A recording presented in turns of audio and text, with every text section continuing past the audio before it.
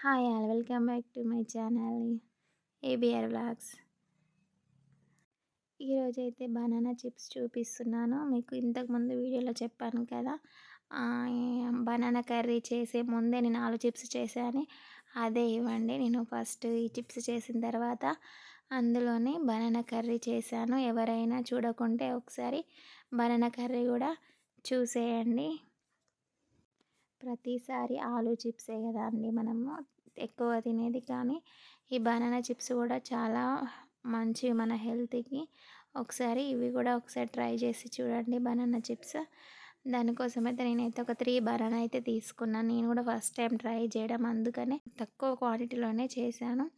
అందుకోసం అయితే 3 బనానాస్ తీసుకున్నాను. ఆ పైన తొక్క తీసేసాను. తొక్క తీసేటప్పుడు మాత్రం మొత్తం తొక్క కాకుండా కొద్దిగా ఉంచి తీసేసి కట్ చేసుకోవాలి. మనకు రౌండ్గా మన చిప్స్ షేప్ వచ్చే విధంగా రౌండ్గా కట్ చేసుకోవాలి. వీలైనంత సన్నంగా కట్ చేసుకోవాలి. సన్నం కట్ చేసుకుంటే కొంచెం క్రిస్పీనెస్ అనేది బాగా వస్తుంది. కట్ చేసుకున్న తర్వాత కొద్దిగా వాటర్ తీసుకొని అందులో పసుపు, సాల్ట్ వేసి పెట్టుకొని మనం కట్ చేసుకున్న బనానా అయితే అందులో వేసేయండి. ఇవి వేయడం వల్ల మన బనానా అనేది బ్లాక్ కలర్లోకి రాకుండా ఉంటుంది. అలాగే మంచి కలర్ కూడా వస్తుంది. మనము పసుపు వేయడం వల్ల మంచి కలర్ కూడా వస్తుంది. తర్వాత ఒక కడాయి తీసుకొని అందులో ఆయిల్ వేసేసి, ఆయిల్ వేడైన తర్వాత మనము రెడీ చేసి పెట్టుకున్న బనానాలు అయితే ఆయిల్లో వేసి వేయించేసుకోవాలి. చాలా క్రిస్పీగా కావాలనుకుంటే మాత్రం కొంచెం బ్రౌన్ కలర్ వచ్చే వరకు ఉంచండి. మనం వెంటనే తినాలనుకుంటే మాత్రం కొంచెం కలర్ చేంజ్ కాకముందే తీసేసుకోవచ్చు. కానీ చిప్స్ అంటే క్రిస్పీగా ఉంటేనే బాగుంటాయి కదా, అందుకనే బ్రౌన్ కలర్ వచ్చేంత వరకు మంచిగా ఆయిల్లో వేయించుకోండి. చూసారా, అట్లా బ్రౌన్ కలర్ అయితే రావాలి. ఇలా కలర్ వస్తే మన చిప్స్ రెడీ అయినట్టే.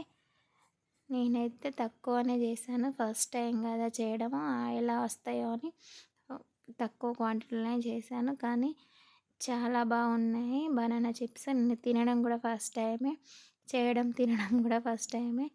ఈవినింగ్ టైం పిల్లలకి చేసి పెట్టండి, చాలా ఇష్టంగా తింటారు. మళ్ళీ హెల్తీ కూడా, ఇష్టంతో పాటు హెల్తీ కూడా బనానా చిప్స్. తర్వాత కొద్దిగా ఉప్పు, కారం, నెక్స్ట్ చాట్ మసాలా, ధనియాల పొడి ఇలాంటివి ఉంటే కూడా చల్లుకోవచ్చు.